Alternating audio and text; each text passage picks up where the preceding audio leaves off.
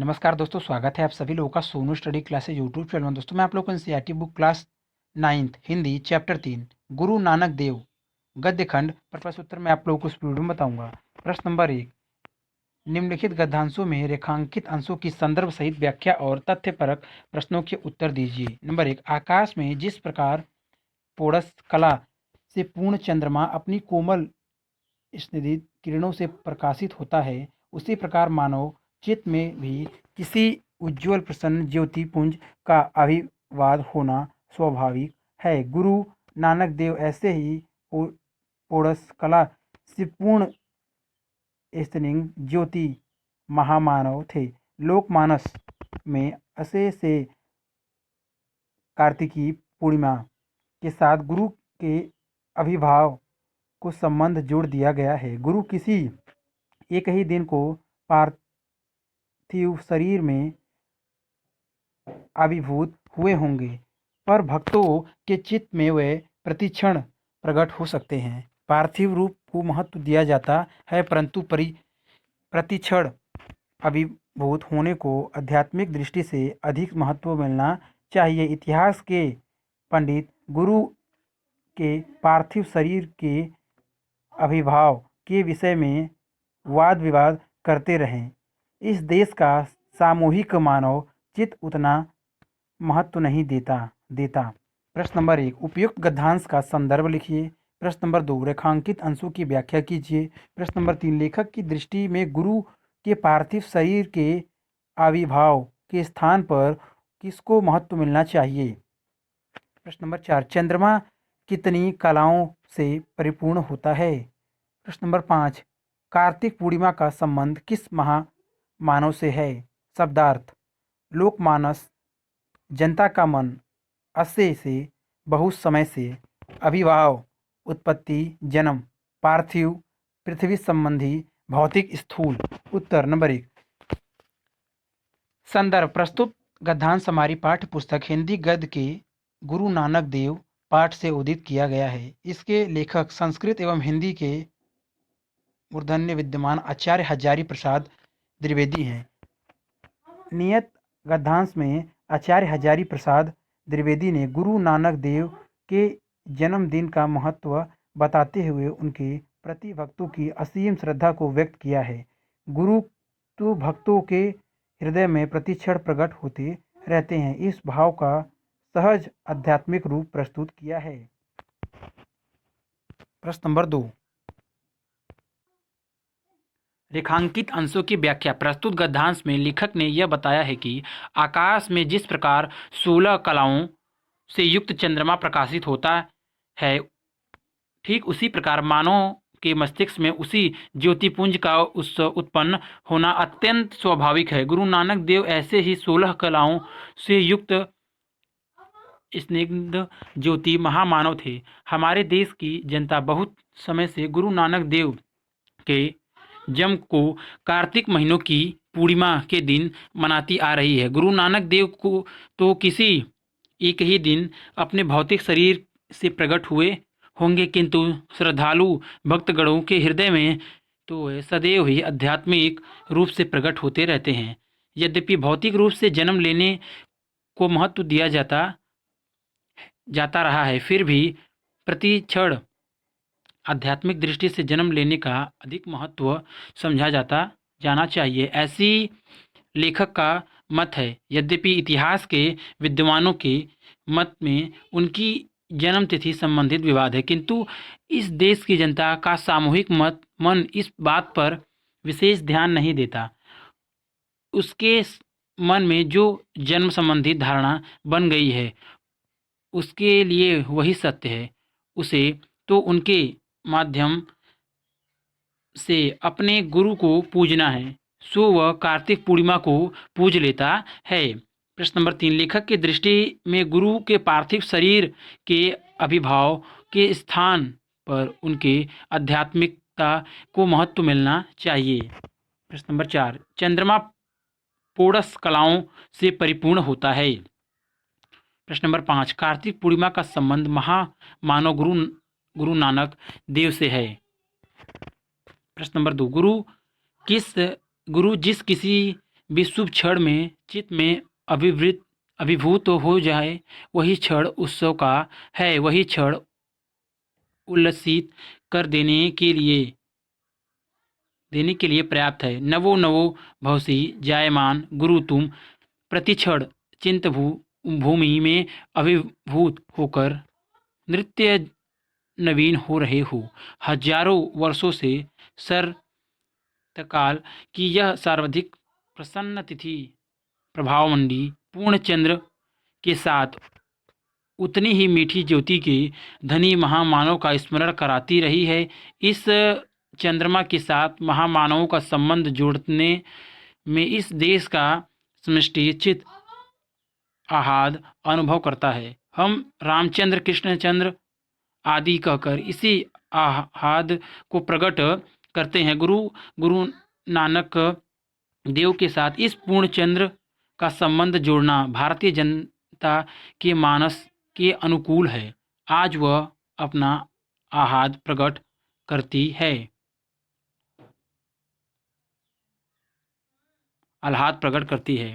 प्रश्न नंबर 1, उपयुक्त गद्यांश का संदर्भ लिखिए। प्रश्न नंबर 2, रेखांकित अंशों की व्याख्या कीजिए।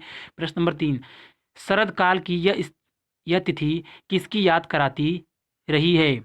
नंबर 4, उत्सव का क्षण कौन सा है। प्रश्न नंबर 5, शरद पूर्णिमा किसका स्मरण कराती है। शब्दार्थ, उत्सव त्योहार, उल्लास, उल्सित हर्षित, नव नया, जायमान जन्म लेने वाला, चित भूमि चित या मन में, नवीन या नया। उत्तर नंबर 1, संदर्भ, प्रस्तुत गद्यांश हमारी पाठ्य पुस्तक हिंदी गद्य की गुरु नानक देव नामक पाठ से उदित है। इसके लेखक आचार्य हजारी प्रसाद द्विवेदी जी हैं। प्रस्तुत गद्यांश में आचार्य हजारी प्रसाद द्विवेदी ने गुरु की महिमा की और संकेत करते हुए कहा है कि मन में जब कभी भी गुरु प्रकट हो जाएं, वही क्षण हर्षित कर लेने वाला होता है। नंबर 2, रेखांकित अंशों की व्याख्या। लेखक का मत है कि गुरु किसी भी शुभ मुहूर्त में हृदय से उत्पन्न हो जाए, वही समय, वही मुहूर्त आनंद का है, प्रसन्नता का है। वह ऐसा समय है जो जीवन में हर्षोल्लास भर देने वाला होता है। परमात्मा की यह महान भूतियाँ प्रतिक्षण भक्तों के हृदय में जन्म लेकर नित्य नया रूप धारण करती रहती है। सच में कि गुरु तो हर क्षण चित भूमि अर्थात मन में उत्पन्न होकर नए नए होते रहते हैं। भक्तों के लिए ऐसा हर क्षण उत्सव का है, उल्लास का है। हजारों वर्षों से शरद काल की यह तिथि प्रभावमंडित पूर्णचंद्र चंद्र के साथ उस महामानव का याद कराती रही है।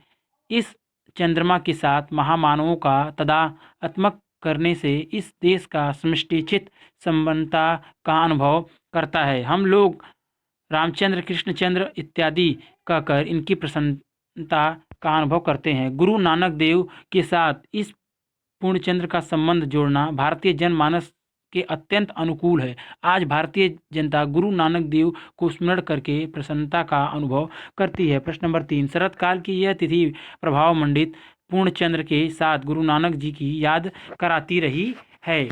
प्रश्न नंबर 4, गुरु जिस किसी भी शुभ क्षण में चित्त में अभिभूत हो जाए, वह क्षण उत्सव का है।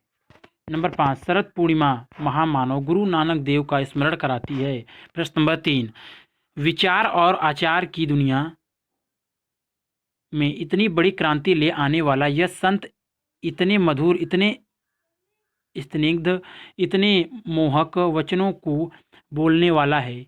किसी का दिल दुखाए बिना, किसी पर आघात किए बिना, कुसंस्कारों को छिन्न करने की शक्ति रखने वाला, नई सजीवनी धारा से प्राणी मात्र को उल्सित करने वाला, यह संत मध्यकाल की ज्योतिष मंडली में अपनी निराली शोभा से शरद पूर्णिमा के पूर्णचंद्र की तरह ज्योतिषमान है। आज उसकी याद आए बिना नहीं रह सकती।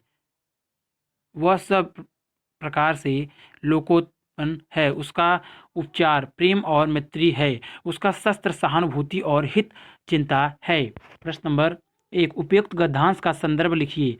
नंबर 2, रेखांकित अंशों की व्याख्या कीजिए। नंबर 3, गुरु नानक जी का उपचार क्या है। नंबर 4 क्रांति लाने वाले यहाँ किस संत का वर्णन है। नंबर 5 शरद पूर्णिमा के पूर्ण चंद्र की तरह कौन ज्योतिष्मान है। उत्तर नंबर 1 संदर्भ प्रस्तुत गद्यांश हमारी पाठ्य पुस्तक हिंदी गद्य के गुरु नानक नामक पाठ से उदित है। इसके लेखक आचार्य हजारी प्रसाद द्विवेदी जी हैं। इन पंक्तियों में गुरु नानक देव के महान व्यक्तित्व और उनकी महानता पर प्रकाश डाला गया है।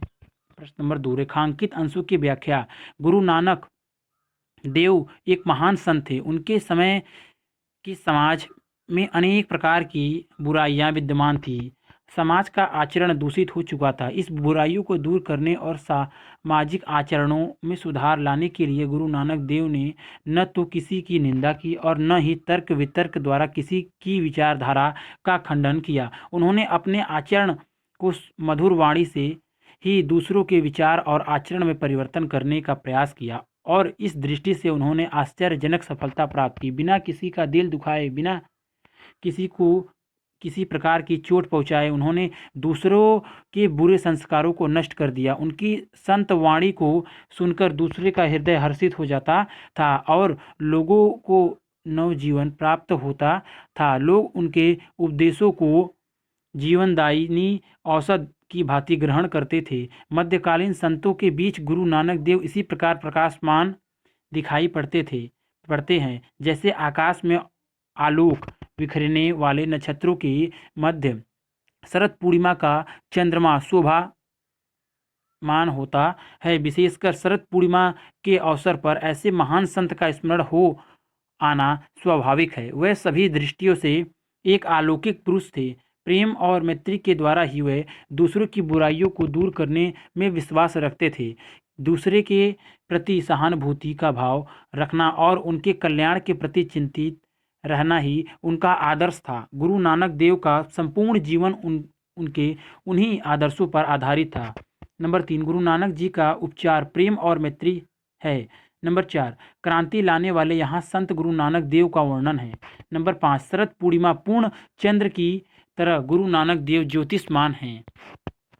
प्रश्न नंबर 4 किसी लकीर को मिटाए बिना छोटी बना देने का उपाय है। बड़ी लकीर खींच देना क्षुद्र अहमिकाएं और अर्थहीन संकीर्णताओं की शुद्धता सिद्ध करने के लिए तर्क और शास्त्र का मार्ग कदाचित ठीक नहीं है। सही उपाय है बड़े सत्य को प्रत्यक्ष कर देना। गुरु नानक ने यही किया। उन्होंने जनता को बड़े से बड़े सत्य के सम्मुखीन कर दिया। हजारों दिए उस महाज्योति के सामने स्वयं फीके पड़ गए।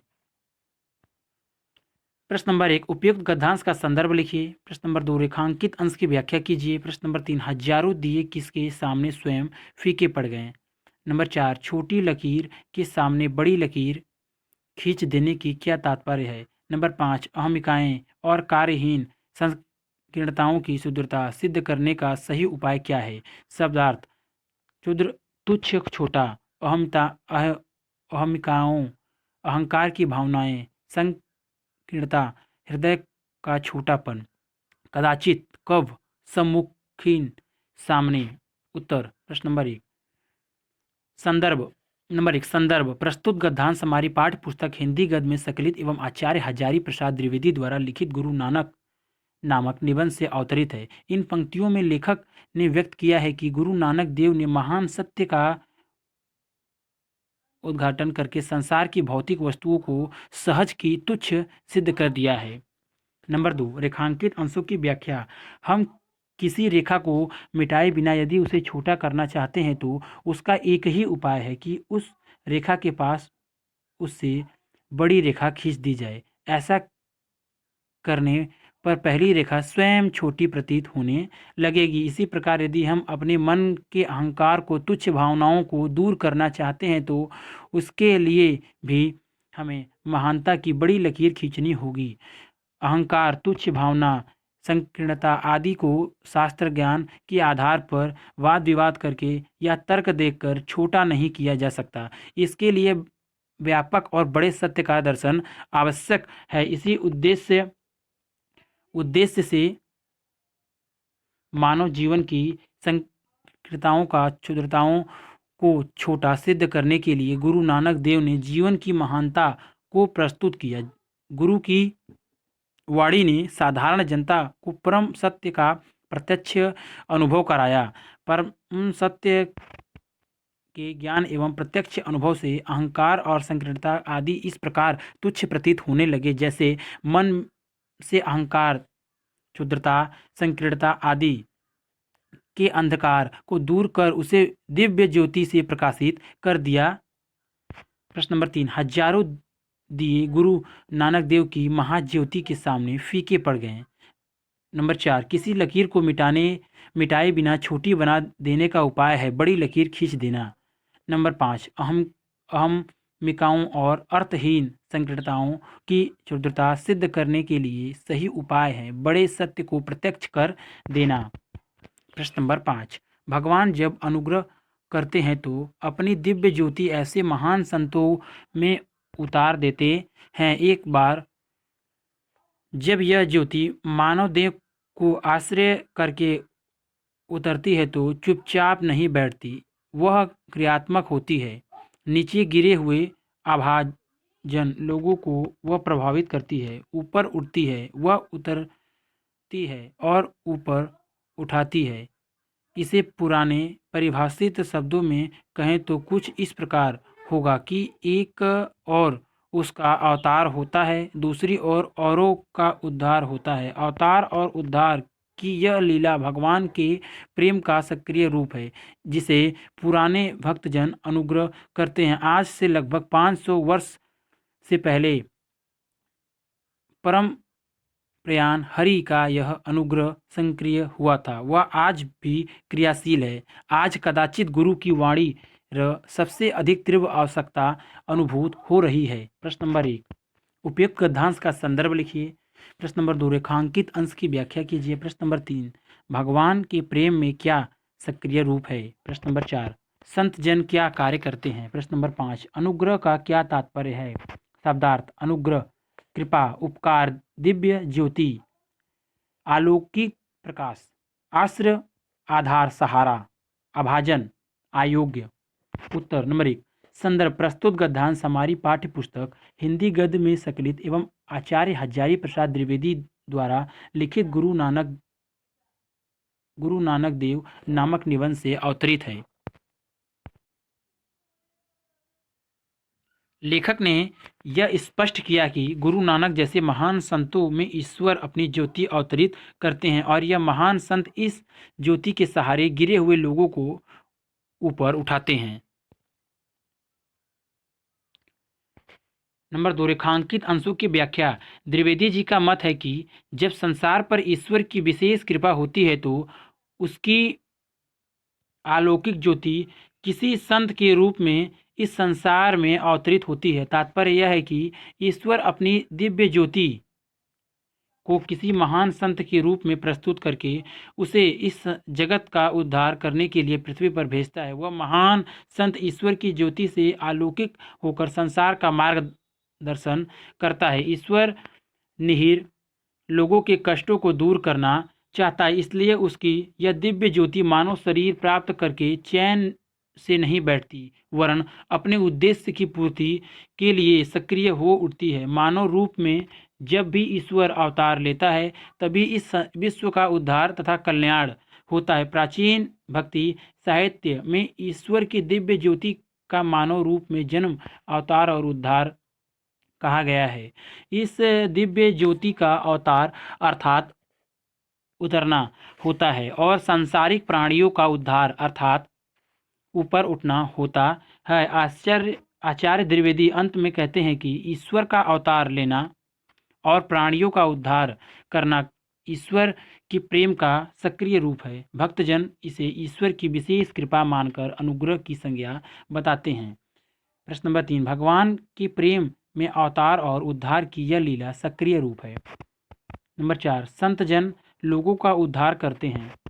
नंबर 5, भगवान का अवतार लेकर गिरे जनों का उद्धार करने की लीला को अनुग्रह करते हैं। प्रश्न नंबर 6, महागुरु नई आशा, नई उमंग, नए उल्लास की आशा में आज इस देश की जनता तुम्हारे चरण में प्रणति निवेदन कर रही है। आशा की ज्योति विकीर्ण करो, मैत्री और प्रीति की स्निग्ध धारा से आप्लावित करो। हम उलझ गए हैं, भटक गए हैं, पर कृतज्ञता अब भी हम में रह गई है। आज भी हम तुम्हारी मृत्युपम वाणी को भूल नहीं गए हैं। कृतज्ञ भारत को प्रणाम अंगीकार करो। प्रश्न नंबर 1, उपयुक्त गद्यांश का संदर्भ लिखिए। प्रश्न नंबर 2, रेखांकित अंश की व्याख्या कीजिए। प्रश्न नंबर 3, कृतज्ञ भारत का प्रणाम अंगीकार करो और क्या मतलब है। प्रश्न नंबर 4, कृतज्ञता से आप क्या समझते हैं। प्रश्न नंबर 5, लेखक गुरु से किस प्रकार की ज्योति विकीर्ण करने का निवेदन कर रहा है। शब्द अर्थ, विकिरण प्रस्तावित स्थिंग पवित्र अमृतोपन अमृत के समान, अंगीकार स्वयं में समाहित स्वीकार। प्रश्न नंबर 1, संदर्भ, प्रस्तुत गद्यांश हमारी पाठ्य पुस्तक हिंदी गद्य में संकलित एवं आचार्य हजारी प्रसाद द्विवेदी द्वारा लिखित गुरु नानक देव नामक निबंध से अवतरित है। यहाँ लेखक ने गुरु नानक देव के व्यक्तित्व पर प्रकाश डालते हुए उनके त्रिश्रद्धा का भाव व्यक्त किया है। रेखांकित अंशों की व्याख्या, लेखक गुरु से प्रार्थना करता है कि वह भटकते हुए भारतवासियों के हृदय में प्रेम, मैत्री एवं सदाचार का विकास करके उनमें नई आशा, नए उल्लास व नई उमंग का संचार करे। इस देश की जनता उसके चरणों में अपना प्रणाम निवेदन करती है। लेखक का कथन है कि वर्तमान समाज में रहने वाले भारतवासी कामना, लोभ, तृष्णा, ईर्ष्या, ऊंच नीच, जातीयता एवं सांप्रदायिकता जैसे दुर्गुणों से ग्रसित होकर भटक गए हैं। फिर भी इनमें कृतज्ञता का भाव विद्यमान है। इस कृतज्ञता के कारण ही आज भी यह भारतवासी आपकी अमृतवाणी को नहीं भूले हैं। यह गुरु आप कृतज्ञ भारतवासियों के प्रणाम को स्वीकार करने की कृपा करें। नंबर 3,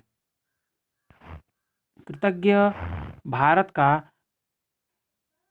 प्रणाम अंगीकार करो का मतलब, आप कृतज्ञ भारतवासियों के प्रणाम को स्वीकार करने की कृपा करें। प्रश्न नंबर 4, किसी के उपकार को अंगीकार करके सम्मान देना और उसके प्रति न्यौछावर होना कृतज्ञता है। प्रश्न नंबर 5, लेखक गुरु से आशा की ज्योति विकीर्ण करने का निवेदन कर रहा है। अगर वीडियो अच्छी लगी तो वीडियो को लाइक करें, शेयर करें, कमेंट करें और नेक्स्ट वीडियो के लिए चैनल को सब्सक्राइब जरूर करें। Thank you for watching.